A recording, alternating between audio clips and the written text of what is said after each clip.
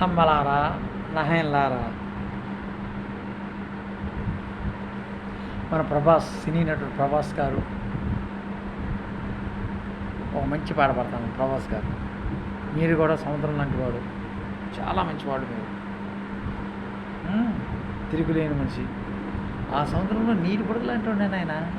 ముందు ఎంత నాయన, నేను చిన్నవాడిని, బొడ్డువాడిని, సామాన్య మానవుని. సార్, ఏమైనా తప్పులుంటే ప్రభాస్ గారు క్షమించండి. జగమంత కుటుంబంలో పాట.